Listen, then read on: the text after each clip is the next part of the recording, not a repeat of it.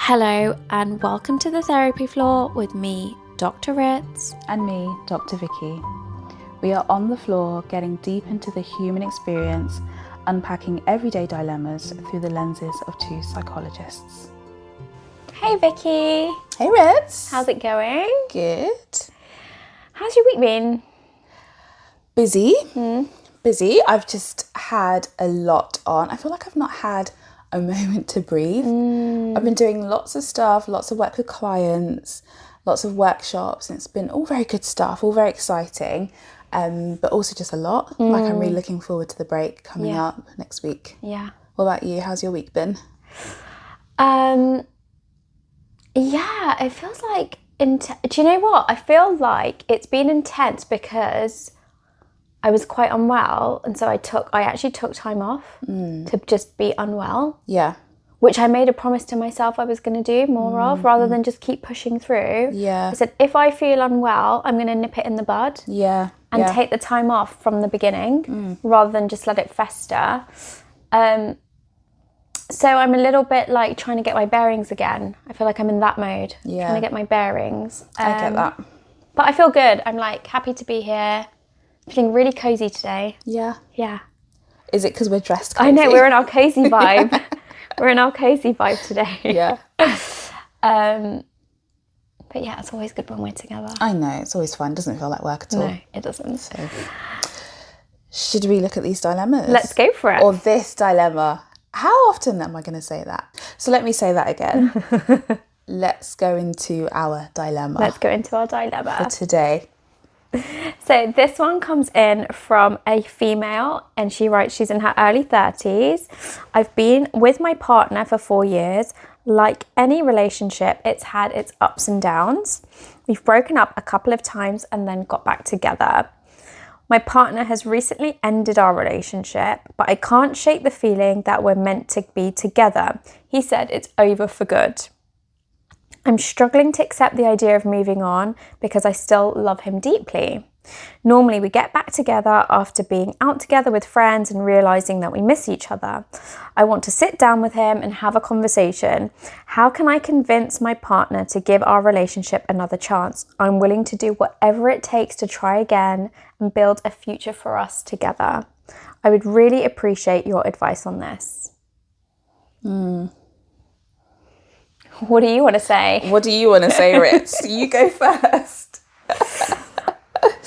Oh, okay. I tell you what I'm thinking. I feel like I want to hug her. Okay. Yeah. Okay. I feel quite like protective of her. Like, yeah.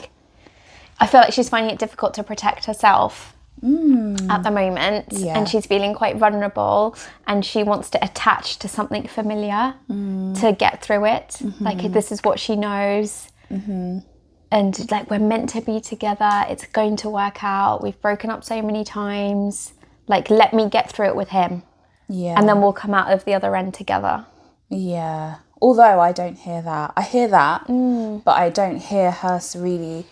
I don't really get a felt sense that this is something we want to work through together. It's like, I can make it work for us. No, exactly. I don't think he wants to. Yeah. But I think in her head, she's like, if we do it together, like I want to sit down and have a conversation with him. Yeah. Convince him this is not a good idea. Let's get back together. I feel for her. Yeah.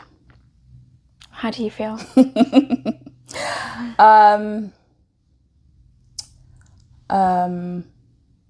I want to say, girl, what are you doing? What are you doing? I feel the protection, but I feel the other end of it. I don't feel like I'm empathizing with the sadness or I'm empathizing with the vulnerability. I'm like, come on. You want to get her moving. I want to get her moving. I want to get her building herself up again, being curious about what has led me to this situation, what has led to me feeling like I need to convince someone that we should be doing this, we should be a partnership, when they've told you no. It reminds me of a statement that I've heard ages ago. Someone said, it's great, it's a good thing to fight for love, but not to fight to be loved. Wow. And that's what I'm feeling in this moment. I'm like, what has happened to you that you have felt that you need to fight to be loved? And I can have empathy with that. Yeah. But yeah, it's really hard, isn't it? So now I've let that go. I can now tap in, now I can now tap into the empathy. It is really hard, isn't it? When you feel like I've invested so much of my time with this person, and maybe you're also thinking not just about the relationship, but what you feel like it could be. Is it really about this person? Is it really about the love that you have for each other? Or is it about the fantasy, the image that you have in your mind of what your relationship represents? Because in reality, what we're hearing is that it has had its ups and downs. You have left and come back together. And it doesn't seem like either the ending has been very poignant or significant for you both to come back together after being out with friends. I'm like, what? That for me is that familiar bit. Yeah. The safety, the familiarity of we're in our circle of friends. This feels great. And then because it feels great, we're in each other's company. Oh, I miss you. When it feels great. Oh, let's just get back together. Yeah. Yeah. It might not obviously be as simple as that. Yeah. Yeah. But if that's the theme that keeps happening with the on again, off again, on again, off again. And that in itself is quite, you know, if you're used to a relationship that's not steady and you're used to like pushing and pulling, it can be understandable why she finds it difficult to see that it's over, because this might all be very normal to her. Yes, true. You know? Yes. She might have had other relationships in her past, whether romantic or even with caregivers, that have been maybe like push and pull, unpredictable. Unsteady. Yes, full of highs and lows. So yeah, this could seem like the norm. Yeah. But it doesn't have to be the norm. And it's not healthy for it to be the norm. And that's for me where the empathy was coming from is, and it's interesting, isn't it? Because you want to be like, come on, wake up. Whereas I'm just a bit like, I don't even know if you're ready to wake up. Yeah. Like, I just want to hold your hand right now and be like, wow, you really think something here. And yeah, that's the bit that I feel a bit sad for. Yeah. Yeah. That this almost feels quite normal to her. Something about this feels quite normal. How would we educate somebody around that? Like if this was in our therapy room? Yeah. Well, I guess I'd have a bit more information as to why you have broken up with your partner previously and what made him feel like now was the right time for the relationship to end for good. Like, how did you both arrive at that decision, or how did he arrive at that decision? Because I think that could give some context here, because you're saying that you want to convince him, but does he want to be convinced? Are you assuming that you know better for him than he knows for himself? That's a good point. What is he trying to tell you, and why are you choosing not to listen? Again, this is not a psychological concept that I'm just about to say, but my friend said this to me and I really liked it, and I hold it quite close to my chest. That if something in a relationship, it can be really hard when someone wants to let go. Any kind of relationship, friendship, romantic relationship, whatever, partnership, it can be really hard to accept that the other person wants to let go. But if the relationship is not good for them anymore, then it is not good for you. It is not. Because in you trying to convince them, are you honouring them? Are you honouring their needs? Are you honouring their wishes, their desires? And what do you have to do to yourself in order to make them feel like they've made a mistake and that they should be sticking closer to you? What are you then doing to yourself? You know, and like you said, you're willing to do anything. That's a dangerous statement to throw around, that you're willing to do anything. And that speaks to me of more of an insecure attachment style, and an attachment to this person, maybe a fusion with your identity, with being in a relationship, and an enmeshment with them, a dependency on them. And then, yeah, it kind of leaves you propless. Like it's hard for you to prop yourself up and to know that you're a whole individual by yourself, with a partner or without a partner.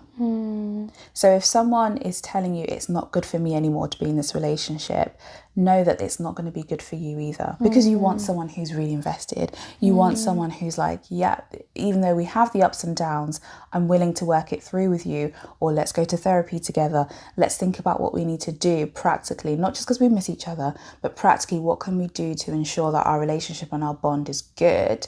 You want that, not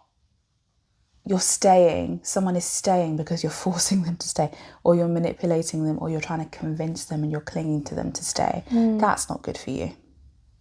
No, I mean, you're totally then letting go of your identity, as you said, aren't you? Yeah. Like you're trying to reconfigure yourself as a person that they want to be with, rather than the person that you are. Oh, yeah. Exactly. And why... Like, no person is worth changing who you are in any situation. No. Like, if you cannot be loved and accepted for your true self, and that can't be honoured, like, by you, or by another person and by you, then that in itself is going to be a huge disaster. A huge disaster. Because even though right now you might be saying, oh, I'll be willing to give my whole self up to be with this person. Let's say that you did. What's going to happen like 5 years from now, because you've given everything up that's true to you? Like, how are you going to feel? There's going to be a lot of resentment there. Yeah. And then, you know, in itself, like, what are relationships built on? Honesty, trust. That none of that's there. Those pure foundations that are needed to survive the hard times. Yeah. You've taken away those basic bricks. Yeah. So if you were in my therapy room with me, I'd be asking you about the nature of your relationship, what's transpired between the two of you, what sorts of things have facilitated or triggered the ups and downs, and are those things that can even be worked through? Are you compatible? That's the thing. We can miss someone, we can love someone, can't we? And them still not be the right person for us, and us not be the right person for them. Yeah. And that's quite hard, isn't it? It's hard to walk away when the love is there because of familiarity, because of attachment, because of whatever it may be, and still recognise that actually this doesn't work. We don't bring out the best in each other, so we need to part ways. That can be quite hard to do. I am quite curious about this person's experience with endings, because this ending in itself with the partner is so choppy. So I'd be quite curious to know, how have other endings been in this person's life? Like, how have they experienced endings? Have they ever had the opportunity to have a good ending? Have they ever had the opportunity to say goodbye to something that they still love, that they can hold and have a place for in their heart and in their head, but with, you know, gumption say, it's over. That's gone now. Yeah. My gut's telling me no. Yeah, same. I wonder if they have any fears of abandonment, and if they have been abandoned previously, and who by, and what's that been like? Endings is such an interesting one, isn't it? We've talked about it a few times. But I think it's something a lot of people can shy away from. Yeah, I mean, endings can be painful. Yeah, they are painful. I don't think they're ever not going to be painful. I mean, sometimes they're good. Sometimes they feel nice. Yeah, there's going to be always different types. Yeah. But how could you prepare for this? How could you go through this ending? So rather than having to convince him to get back with you, I wonder if the aim here is to work through an ending yourself. How do you say goodbye to something that you love? Yeah. Maybe you could write a letter. Yeah. And not necessarily one that you ever send him, but just in a way to get out and express. Because what it seems like you're talking about is desires. Mm-hmm. Like longing and desire to be together. Yeah. With like in quite a fantasy way. And I wonder if you put pen to paper, what would come out in regards to that? Like, where would it take you? Mm-hmm. If she were to write down what she wanted exactly? No, just to start to say goodbye. Oh, okay. If she was to start to say goodbye to him, like a goodbye letter to my partner. Yeah. What would be some of the things that she might say? It might be, you might even start with, I don't want to say goodbye. Yeah. I love you way too much. I thought we were going to be together forever. Mm-hmm. How come this hasn't turned out? And then sitting with the pain of that, exploring that. Yeah. What did forever mean? Yeah. What was the picture you had painted? But in reality, it's looking quite different. Why is that? That's an important part, because I was going to suggest maybe another method of reflecting and writing down is to write down what was really good about this relationship, what was great about it, what makes you feel like this is a relationship that can't be given up on. You know, why? What is it about it? The two of you, him, you in this relationship that feels really hard to let go of. And I'd be curious to see if those were things that were actually factual or things that you were hoping for. Or maybe things that were great about the relationship maybe at the start, but not necessarily throughout the duration of it. Just so you can have a real stark revelation or stark kind of contrast or realization about what it is you're missing. Yeah, it's reminding me sometimes of a CBT technique that we use with clients, which is, do you ever do the judge or take your thought to court? Yeah. And coming up with evidence for and against your thoughts, but recognizing the difference between a piece of evidence that's based on fact rather than something that's just based on your opinion and actually has no basis there. And often we can create these stories for ourselves, can't we, that are based on... We can, because also we can listen to our emotions that seem like, which is good. Our emotions are great communicative tools, but they're not facts, they're not factual. So feeling like I'm in love, I'm so in love, and I'm feeling like you're the person for me, and I'm feeling like we should be together forever. But that's a feeling, not a fact. So, yeah, use some evidence to back up your thoughts, your feelings. Yeah. To decide what course of action you take next. Yeah. And by the way, because I feel like I've been a little bit harsh here. I think it's perfectly okay to juggle with these feelings and to wrestle with them and to feel them, but not to immediately move into action. Sit with it. It's perfectly okay for you to feel like you really love him, you really miss him, and that this is a big mistake. Just sit with it. Sit with it. And get your friends to rally around you during this time. Yeah.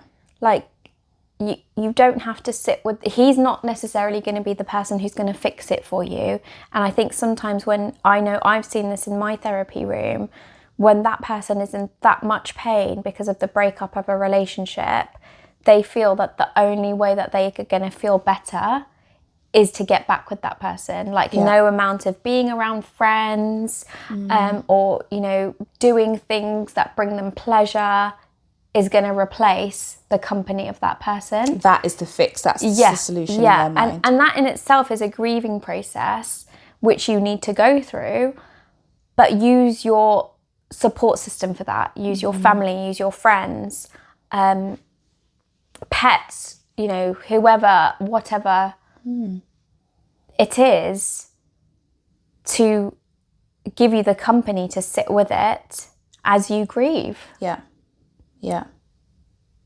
There's also a strong possibility that your ex could come back, not necessarily because he wants the relationship again, but he also is looking for you to help him with the grieving process. Because I'm sure that, he will still have conflicted feelings and still feel like he'll miss you as well. Well, I wonder if that's what's happened in the past. I wonder if when you do both meet up in these social situations, if you're both like going through the grieving process together and then you just reconnect over it. Yes. And then that just reignites the feelings. Yeah. Maybe you've not completed the grieving cycle. Yeah. You've interrupted it by prematurely coming back together again. Yeah. And not working out Yeah. the loss, the disappointment, the sadness individually. Yeah.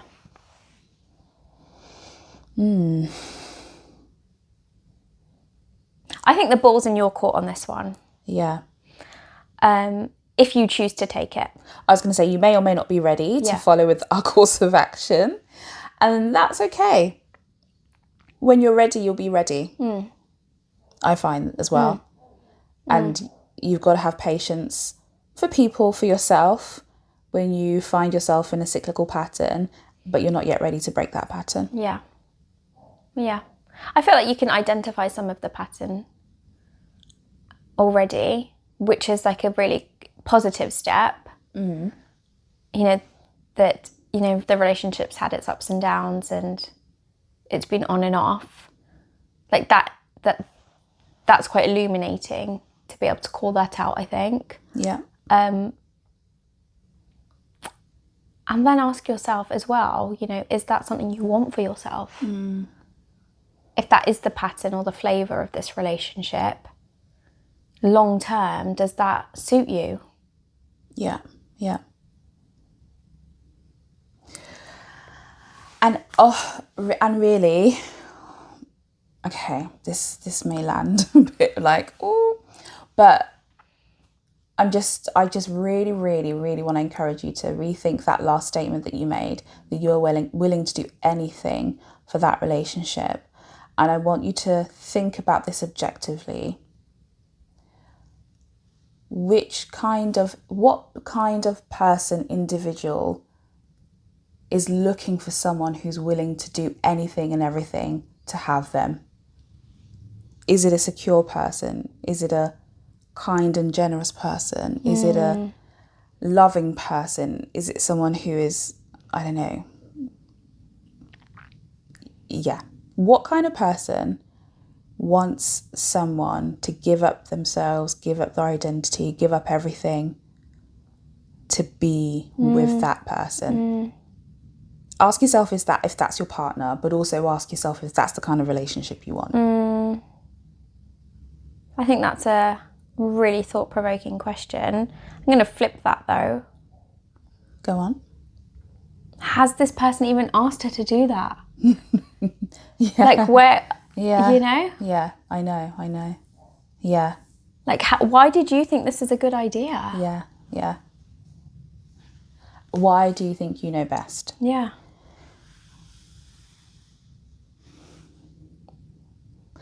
Okay. Should we leave it there? I think we've left you with a lot to think about. Literally, I really feel like this is the end of a therapy session. Like, we'll leave it there for today. We'll come back See you next week. Maybe. Yeah. Have a think about what we've said. Don't figure it out with him.